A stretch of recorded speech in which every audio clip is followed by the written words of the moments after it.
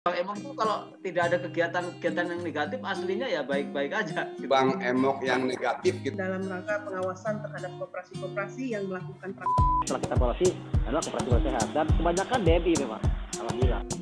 Tapi karena takut, bukan takut ya, tidak mau bayar pajak, kemudian nggak mau, sebutnya nggak mau diekspos. BMI Time Podcast Koperasi BMI. Buka mata Indonesia, bukan yang lain. Jos. Ayo menabung di Kopsyah BMI. Lebih banyak manfaatnya menjadi anggota BMI. Simpanan Anda aman dikelola secara profesional, tanpa biaya administrasi dan membantu permodalan anggota lainnya. Dengan menabung di BMI, kita bisa memberikan akses saudara-saudara kita yang terpinggirkan mendapat modal usaha. Berkah bukan? Bagi hasil simpanan di BMI lebih menguntungkan, setara 12,5% untuk simpanan berjangka. Dan banyak lagi simpanan lainnya dengan bagi hasil yang sangat menguntungkan. Lewat aplikasi BMI Mobile, anggota bisa cek saldo simpanan kapan saja, gratis loh. Ada lagi, anggota juga bisa bayar pulsa, pakai listrik, dan tagihan lainnya ya. Jadi, tunggu apa lagi? Yuk, nabung dan menjadi anggota Kopsyah BMI. Bermanfaat dan menguntungkan. Simpanan berjangka CJK Kopsyah BMI adalah simpanan dalam waktu tertentu dengan bagi hasil yang sangat menguntungkan. Berkah dunia akhirat karena berlandaskan syariah. Yuk cari tahu keuntungan CJK. Yang pertama, simpanan aman karena dikelola oleh manajemen profesional Kopsyah BMI. Yang kedua, kredibilitas yang tinggi lewat predikat sehat AAA dari Kementerian Koperasi untuk Kopsyah BMI. Yang ketiga, menguntungkan lewat bagi hasil setara 12,5% per tahun. Yang keempat, jangka waktu yang variatif sesuai dengan akad dan kesepakatan. Yang kelima, tepat sasaran untuk membantu pelaku usaha mikro. Yang keenam, penerapan konsep tolong-menolong menaikkan harkat hidup menjadi mandiri, berkarakter, dan bermartabat sebagai penerapan Al-Quran Surat Al-Maidah ayat 2. Yang ketujuh, membuka usaha baru dan menambah lapangan kerja untuk pemerataan ekonomi. Khairunas anfa'uhum linnas. Menjadi manusia yang paling utama adalah bermanfaat bagi orang lain. Wow, jadi kapan lagi berinvestasi sambil sedekah? Yuk, simpan sekarang.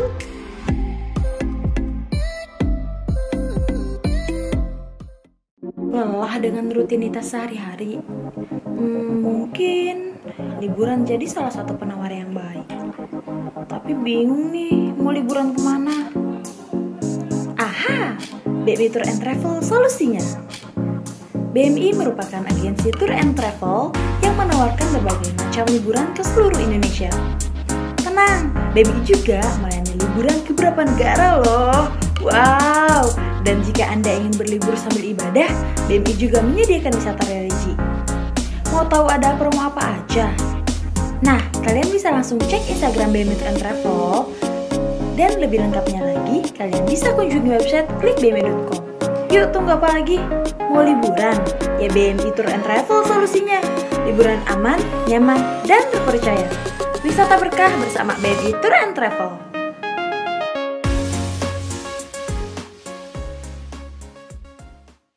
Assalamualaikum warahmatullahi wabarakatuh. Halo, saya Putri, anggota Koperasi Syariah Benteng Mikro Indonesia, Kopsyah BMI.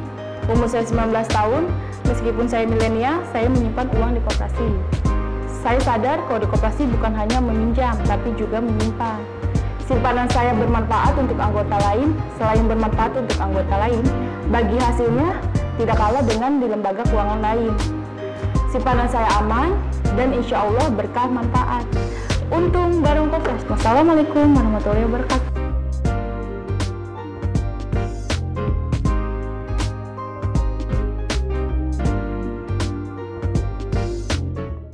Kembali ke laptop, Bapak Ibu. Obrolan kita selanjutnya ini bagaimana sih sebenarnya upaya kita bersama-sama untuk mencegah Bang Emok yang negatif ini, yang tadi itu. Sebenarnya Bang Emok tuh kalau tidak ada kegiatan-kegiatan yang negatif aslinya ya baik-baik aja gitu. Mungkin pertama nih kesempatan ke Pak Haji nih. Siap. Silakan Pak Haji. Ya. Upaya bersamanya apa kira-kira Pak Haji? Jadi upaya pemerintah mencegah bank emok yang negatif gitu ya, tanda petiknya negatif, Pak. Dan memang pola emok itu kan sebetulnya juga ada yang baiknya gitu. Tapi karena komunikasi publik kelihatannya ya, bahasanya jadi negatif gitu. Jadi sebetulnya kolaborasi menjadi bagian penting. Jadi kolaborasi nih, bagian yang penting dalam upaya melakukan pencegahan maupun penindakan. Tapi kelihatannya melalui pendekatan humanis itu adalah solusi gitu ya. Jadi sekarang kan kadang-kadang juga pada saat dilakukan penindakan agak juga berat ya unsur ini. Jadi terhadap setiap permasalahan. Jadi melalui kolaborasi terjadi kesatuan gerak langkah dalam menjawab setiap fenomena yang terjadi di masyarakat. Jadi melibatkan masyarakat langsung gitu. Selain juga tim Satgas ya. Jadi sebetulnya upaya telah kita lakukan, Kang Sularto, kami tadi sudah sampaikan ya, di antaranya yaitu membentukan satuan tugas yang melibatkan berbagai instansi, akademisi, pelaku koperasi sendiri, dan juga ada dari unsur, kalau kita ngambilnya dari Polda, 2 orang, ya itu kan. Tapi bukan menakut-nakuti sebetulnya, tapi untuk agar juga ada kewaspadaan atau ada rasa ini kalau ada koperasi-koperasi yang memang mengatasnamakan koperasi, gitu kan. Terus juga bagaimana menumbuhkan citra koperasi, Pak Ketua, Pak Presiden, Direktur, gitu kan ya. Karena makanya kemarin saya ngadain parade koperasi kooperator gitu ya Indonesia. Jadi bagaimana ini yang agak susah itu adalah meningkatkan citra pada saat sudah mah gitu kan, banyak koperasi yang ya pengalaman, kan saya juga udah hampir 25 tahun lah kerja di menangani koperasi dan UKM, semakin tersurut gitu pada saat ini. Makanya saya ingin waktu kemarin ada parade itu bagaimana kepercayaan kembali minimal antar koperasi nih Pak, karena kalau antar bank kan punya aplikasi ya. Iya. Makanya ada penilaian kalau antar bank dengan bank bisa saling pinjam gitu Pak. Karena yakin si bank satu akan membayar. Ya. Nah makanya teknologi informasi sangat dibutuhkan. Transformasi digital itu perlu mengetahui. Ya. Jadi ada penilaian kalau sekarang yang berlaku ya penilaian kesehatan gitulah ya. Tapi ini menjadi suatu tolak ukur bagaimana kepercayaan koperasi. Saya munculkan koperasi-koperasi yang berhasil. Nih ternyata judulnya juga saya khusus solusi koperasi Jabar adalah solusi pemulihan ekonomi. Saya munculkan ternyata ada beberapa yang memang tidak terdampak dengan pandemi COVID-19 ini, apalagi di sektor ini. Makanya BMI spin off ya. Ada ininya ada bisnis yang memang bukan hanya di keuangan, tapi di sektor ini mantap sekali. Kan kalau tadi sudah disampaikan oleh Pak Direktur bahwa seandainya bisnis keuangan di desa saja sudah ada 7-9 kan jadi pesaing, apalagi dengan kur ultra mikro Pak. Saya menyatakan dengan kur ultra mikro yang memang tingkat suku bunganya apalagi PEN ini 3% gitu kan. Koperasi coba bagi hasilnya berapa? Duitnya ngarojok wae doang. Duitnya ada iya gitu kan. Ini juga menjadi ini, makanya saya mengarahkan apalagi di undang-undang perkoperasian di penjelasannya. Kalau usaha itu sudah dilakukan oleh koperasi, tidak boleh lagi dilakukan oleh badan usaha yang lain. Ini yang belum diimplementasikan Pak. Kalau sudah dilakukan oleh koperasi, badan usaha lain tidak boleh sebetulnya. Coba dibaca kembali di penjelasan pembukaan di Undang-Undang Nomor 2592. Itu ada bahasa seperti itu. Ya, jadi mohon nanti Bapak Kang Ade Awaludin ya, barangkali ini harus dukungan juga dari legislatif terkait dengan bukan monopoli Pak. Seperti zaman dahulu kan monopoli ya untuk KUD gitu, harus hanya KUD gitu kan. Sekarang tidak, bisnisnya sudah terbuka tapi tetap kita punya payung hukum yang melindungi, memberdayakan, melindungi gitu kan, apalagi di 7 2001 gitu kan, bagaimana kita melindungi usaha-usaha yang dilakukan oleh koperasi. Yang kedua, peran kita memang edukasi ya. Tetap pada saat ingin membentuk, sekarang kan mudah sekali dengan 9 orang, banyak pengusaha ya Pak Komarudin yang ingin membentuk koperasi, banyak datang ke saya juga yang punya duit gitu, ingin membentuk. Nah ini kita betul-betul selektif gitu, apakah memang untuk kesejahteraan anggota dan masyarakat atau hanya untuk meningkatkan karena memang sekarang usaha besar jadi arah rambruk gitu. Ini juga menjadi hal yang kita terus lakukan, bagaimana kita komunikasi, apakah memang tujuannya betul, dan juga peluang Pak, kita memberikan peluang apalagi tadi ya, dengan promosi citra koperasi naik, terus kepercayaan untuk uangnya di koperasi juga itu akan meningkat. Ya, itu yang kita manfaatkan, dan ya kalau memang zakat aja berjalan Pak, atau wakaf aja sudah berjalan, kita nggak perlu susah-susah ya, digulirkan saja. Bisnis-bisnis sekarang seperti di Bandung ada beberapa yang lewat wakaf gitu berhasil juga Pak. Ya, jadi tidak usah pola-pola seperti itu. Aman lah Pak kalau sudah infak zakatnya memang betul-betul dimanfaatkan untuk usaha. Tinggal nanti ke pemahaman terhadap para ulama para pemuka agama juga bahwa wakaf itu untuk hal-hal yang produktif gitu. Itu sementara untuk upaya-upaya kita yang sedang kita lakukan terus kepada masyarakat dan kepada gerakan koperasi juga dari kalangan penentu kebijakan juga. Pak Haji, kalau misalnya ada koperasi ya yang tidak dikeluarkan badan hukumnya oleh provinsi, misalnya dikeluarkan oleh pusat atau kabupaten, ini kalau terjadi pelanggaran, kalau di dalam wilayah untuk Jabar misalnya, itu tindakan dari dinas provinsi apa Pak Haji? Nah gini, yang pertama, inilah regulasi yang menghambat sebetulnya. Badan hukum itu hanya dikeluarkan oleh pusat. Ya. Kita hanya mengusulkan atau apalagi sekarang lewat notaris gitu kan, tinggal bayar saja, punya uang 3 juta, 5 juta, kumpul orang, membentuk aja koperasi. Tapi kita mas sebelum itu harus melakukan penyuluhan dulu dari kita. Kalau ada pelanggaran, sebetulnya kita ya melalui mekanisme yang ada itu rekomendasi, ya laporan. Apalagi sekarang mah kan ada kekuatan sebetulnya di kita pada saat ada penilaian kesehatan kan. Ini salah satu modal kita. Pada saat memberikan sertifikat kesehatan simpan pinjam, kan saya lakukan dulu ada penilaian normatif gitu ya. Karena itu dibutuhkan oleh mereka pada saat dia kerjasama dengan pihak ketiga. Saya tahan di situ karena perbankan dengan kita kan sudah juga dekat gitu dengan lembaga keuangan gitu kan, dengan BJ. Suka nanya baik yang Himbara, himpunan bank negara maupun bank daerah.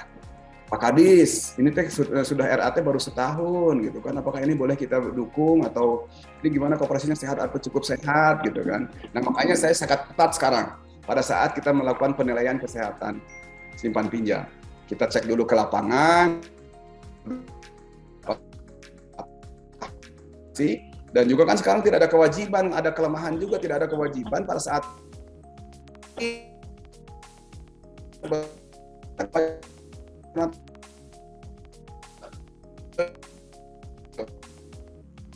itu kan kita ini hati-hati saat penilaian sistem ini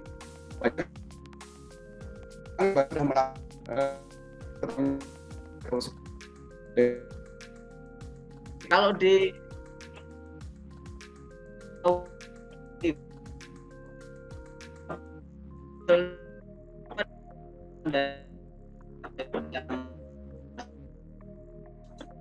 merugikan masyarakat. Baik, memang banyak juga Pak yang ada pengaduan-pengaduan juga terkait dengan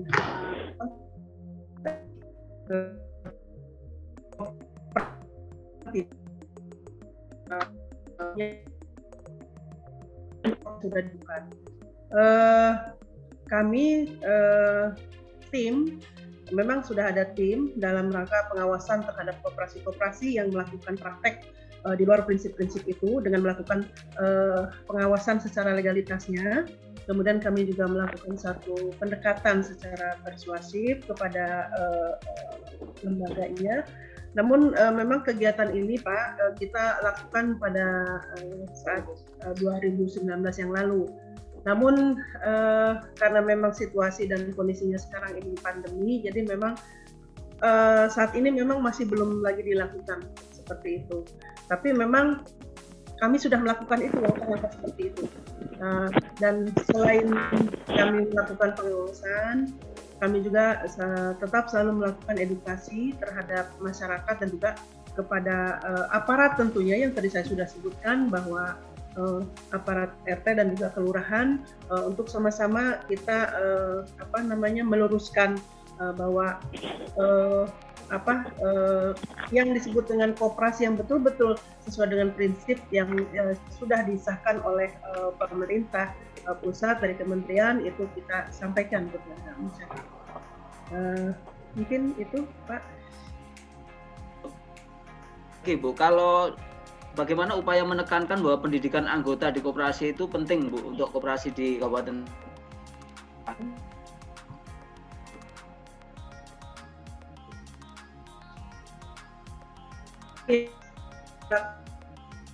Selalu melakukan pernah ada kegiatan untuk sosialisasi juga khusus kepada koperasi-koperasi tadi yang disampaikan bahwa bagaimana berbicara tentang manfaat daripada koperasi yang banyak sekali manfaatnya tentunya yang dalam hal ini berpijak kepada Undang-Undang Nomor 25 tahun 2009 yaitu 4 peran koperasi yang membangun dan mengembangkan koperasi dan kemampuan ekonomi pada anggota pada khususnya dan masyarakat pada umumnya untuk meningkatkan kesejahteraan ekonomi dan sosialnya. Kemudian juga peran serta aktif dalam upaya meningkatkan kualitas kehidupan manusia dan masyarakat. Tentunya kemudian juga memperkukuh perekonomian rakyat sebagai dasar kekuatan dan ketahanan perekonomian nasional dengan koperasi sebagai guru. Kemudian juga mewujudkan dan mengembangkan perekonomian nasional yang merupakan usaha bersama berdasarkan atas asas kekeluargaan yang berdasarkan demokrasi ekonomi. Tentunya inilah pendidikan-pendidikan yang memang kita selalu tekankan kepada baik itu di koperasi maupun anggota-anggota yang memang di koperasi di Kabupaten Tangerang. Mungkin itu. Ya baik. Pak Langsung tolong dibaca WA-nya. Oh iya Ibu. Mas Ade Mas, kalau Mas Ade ini dari Komisi 2, apakah sudah ada langkah dari institusi untuk ini Mas? Untuk pertama gini Pak. Apa? Ya. Mohon maaf Pak Haji, saya izin sebentar ya. Siap. Digantikan dulu ya. Ya. Saya pertama berharap bahwa pemerintah dalam hal ini kabupaten kota ada membentuk satgas, ya, satgas operasi yang dan juga pengawasan. Katakanlah ini KTI-nya dinas koperasi kabupaten kota lah gitu. Kenapa? Provinsi Banten sebenarnya dengan 2 skema kita ada BUMD, ya ABM, Agrobisnis Banten Mandiri, itu membuka peluang untuk memutus mata rantai berbagai praktek-praktek monopoli atau tengkulak dan lain-lain. Sehingga kalau anggota koperasi itu adalah petani, ya pedagang, peternak apapun itu langsung dia mendapatkan binaan langsung. Dan langsung saya kira kalau di bawah naungan koperasi yang sehat seperti BMI misalnya itu ada jaminan kolateralnya gitu. Terus yang kedua kita juga sudah mendorong sebenarnya ya Perda nomor 5 tahun 2020 tentang rencana induk perindustrian daerah, di mana ada 4% sebuah kawasan industri itu bisa menampung kegiatan-kegiatan usaha anggota koperasi, UMKM dan masyarakat lainnya gitu.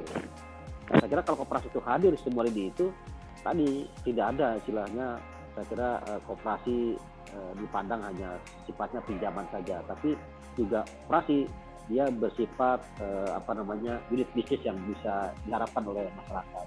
Saya kira itu. Kalau untuk mungkin secara pribadi, Mas, kalau secara pribadi di konstituen misalnya, Mas, ada mungkin upaya untuk memberikan pendidikan, Mas? Saya boleh saja teman-teman di Dapil, setiap satu reses reses kita ada 8 kali pertemuan. 5 kali pertemuannya itu kita mengarahkan mendorong menjadi anggota koperasi. Ya, koperasi mana saja. Ya. Jadi langsung ada, kita juga bina ada langsung mereka deklarasi sendiri masuk anggota koperasi.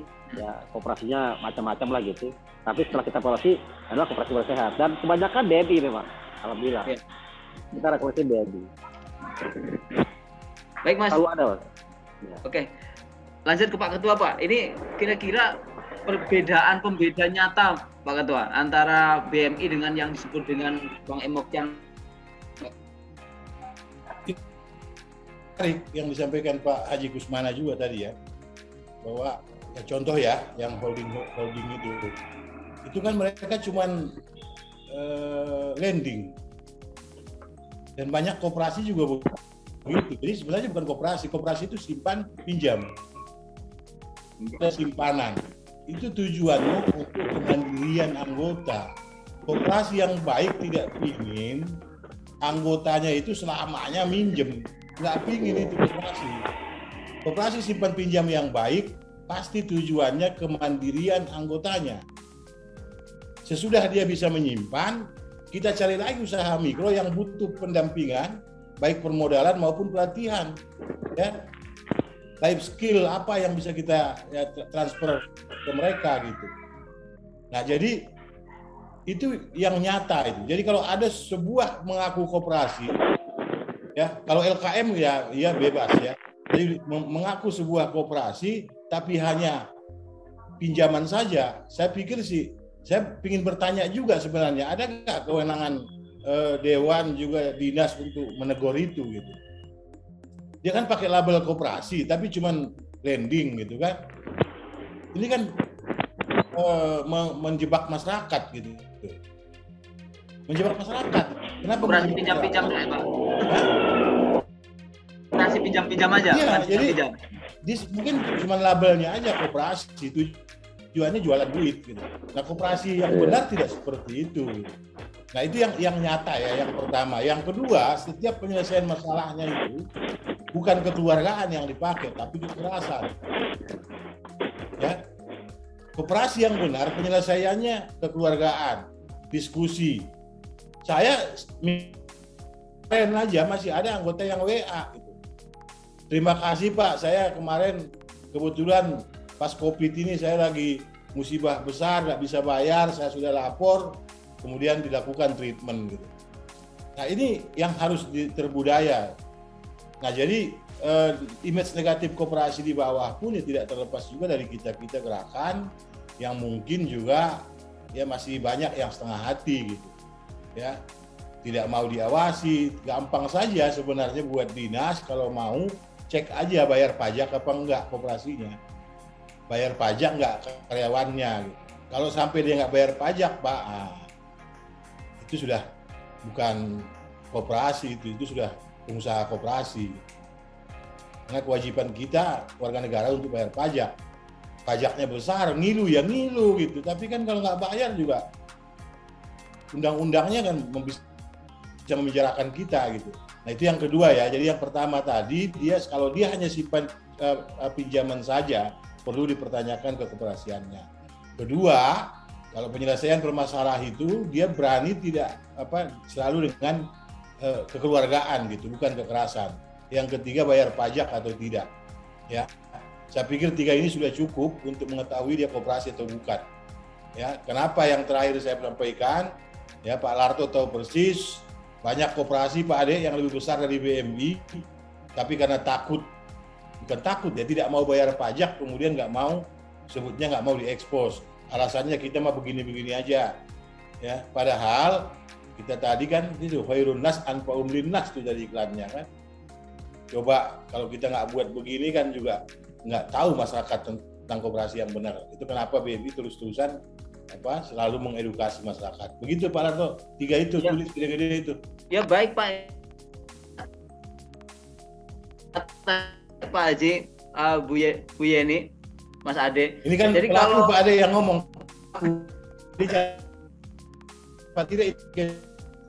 Jadi kalau aja koperasinya cek mana simpan pinjam berapa, lihat asetnya sini, berapa simpan wajib, berapa untuk 5M, apa 200 juta, kau itu aja udah. BMI Pak Ade, BMI ini dari hampir 900 miliar itu 70% uang anggota Pak. Kenapa? Karena masyarakat sudah percaya. Makanya begitu mereka nggak bisa bayar, kenapa kita ribut, orang duit dia itu. Maka kita treatment yang kita lakukan. Ya, jadi di situ kuncinya tuh. Saya bergetar nih Pak Haji Kusmana nih sama koperasi-koperasi yang pingin duit banyak aja gitu. Padahal anggota ini tujuan kita itu kata Bung Hatta juga kesejahteraan bersama. Mencapai itu harus dengan pendekatan-pendekatan yang humanis. Ya, kadang-kadang begitu kita datang persoalannya tidak hanya sekedar dia tidak bisa bayar. Dia bisa bayar tapi besok nggak makan. Ini kan jolim kita gitu. Maka kami akhirnya apa? Ngasih santunan Pak, ngasih ngantar sembako jadinya itu. Kita punya ambulan sekarang 7 standby itu untuk pasien COVID juga. Ya. Jadi itu yang menurut saya koperasi apapun bisa dilakukan kalau dia betul-betul koperasi ya, bukan koperasi dan bukan penguras, tapi pengurus gitu. Istilah biasa lah itu, tapi dipraktekin kan. Jadi puperasi, jadi meras-meras dia. Ya Pak Larto. Iya. Baik Pak, ini jadi indikator tadi Bang saya kira penting Pak untuk koperasi kalau cuma minjemin uang itu dipertanyakan. Karena harusnya simpan dulu baru pinjam. Kemarin saya pada waktu launching buku Bung Hatta itu menarik sekali itu. Pemikiran Bung Hatta bahwa membangun koperasi kredit atau kita yang pertama. Dan yang kedua kalau pinjaman doang kan itu yang holding tadi itu. Terus kemudian yang kedua soal penyelesaian kekeluargaan ini lah. Kalau Bang Emok ini kan jarang kekeluargaan Pak Haji. Pokoknya hari ini jam sekian. Ini yang mungkin jiwa koperasinya juga akan hilang karena menyadari bahwa ini koperasi milik bersama ya kekeluargaan. Kemudian tadi kalau ada koperasi yang mau koperasi tapi menghindari pajak itu dipertanyakan karena fungsi koperasi itu membangun anggota masyarakat.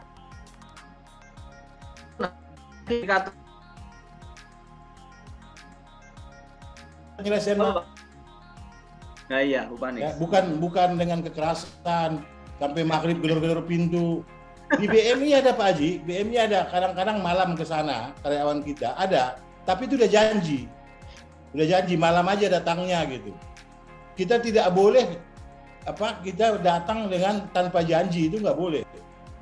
Dan kita biasakan etika yang kita lakukan kalau misalnya silaturahmi kepada anggota yang bermasalah, jika ada anaknya di situ itu nggak boleh ngomongin di situ Pak. Ya, ini satu treatment kita. Misalnya nih saya punya utang, istri saya punya utang, datang ke rumah saya, dan istri saya lagi sama anaknya, itu petugas kita bilang, Bu, boleh tidak kita ngomong berdua saja dengan bapak, adik-adik boleh pergi dulu gitu. Jangan sampai anaknya tahu ibunya punya masalah seperti itu. Gitu. Nah ini kita praktekkan di BMI.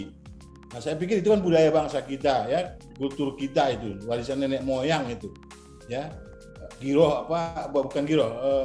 Marwah orang tua itu harus dihormati gitu, harus dijaga gitu. Jangan sampai gara-gara utang cuma 200.000 anaknya sampai tahu, udah itu kita ngomong kasar lagi kan. Itu Pak Larto itu. Baik, menarik sekali obrolan kita, tapi ini kita akan ada pesan yang lewat dulu.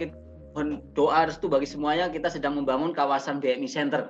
Bapak Ibu. Jadi ini kita putar. Kita tunjukin dulu video ya. Sudah ada. Silakan. Ini. Pak Haji Kusmana lihat nanti biar datang ke sini nggak takut lagi.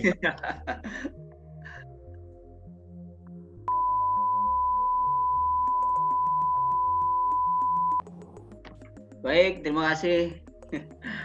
Ini impian Koperasi BMI yang nanti menjadi penutup acara kita kali ini, bahan diskusi kali ini, yang bisa membedakan kita punya kegiatan-kegiatan sosial, kegiatan-kegiatan ekonomi yang barangkali ini jauh dari apa yang implementasikan di Bank Emok itu.